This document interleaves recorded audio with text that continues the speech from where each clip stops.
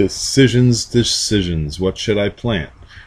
Should I plant a green giant or should I plant a Leyland cypress? Both trees are excellent trees for the landscape. Both trees make great screening trees, but there are differences. This is a green giant planted next to Leyland cypresses. They were all planted at the same time, and the green giant here shows a much denser, fuller conformation than the Leyland cypresses. Now these are all planted in a heavy shaded area with a full canopy above them. But they do get about 2 to 3 hours in the morning of morning sunlight.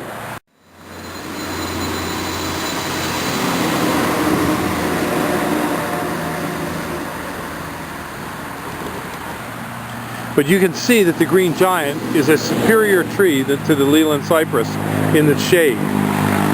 These Leylands have some yellowing on the inner needles, and that it was in part caused by stress that they received from last winter.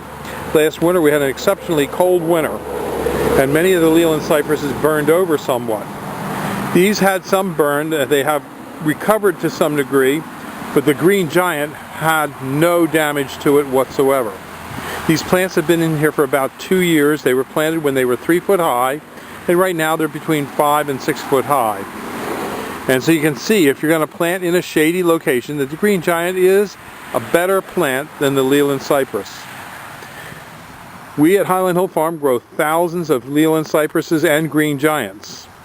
And we do recommend both of them for shaded locations. Not full shade, but shaded locations. They need a few hours sun a day.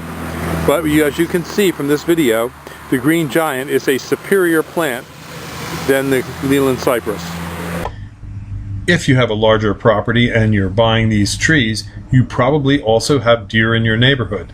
And we have a deer bait station that has a ticicide, and it'll help you control ticks that carry the Lyme disease. The deer bait station has 4 paint rollers on it, which rub against the ears of the deer while they're eating. It's an efficient way to kill ticks on your property. This bait station has killed up to 98% of the deer ticks in an area.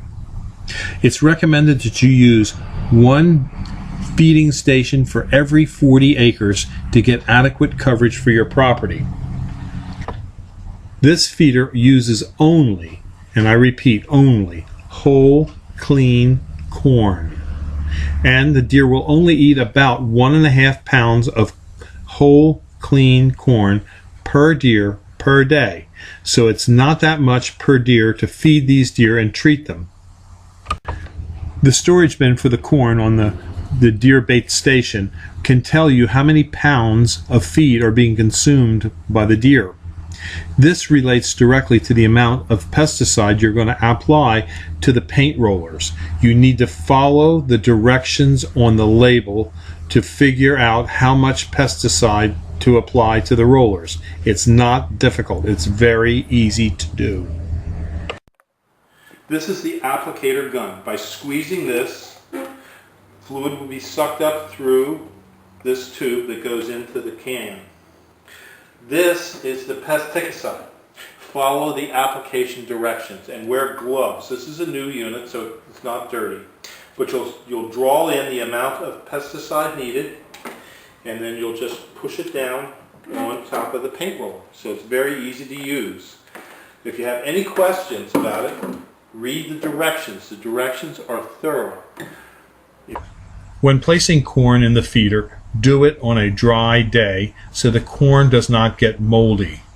Deer will not eat moldy corn, and moldy corn won't flow through the system to the troughs where the deer feed.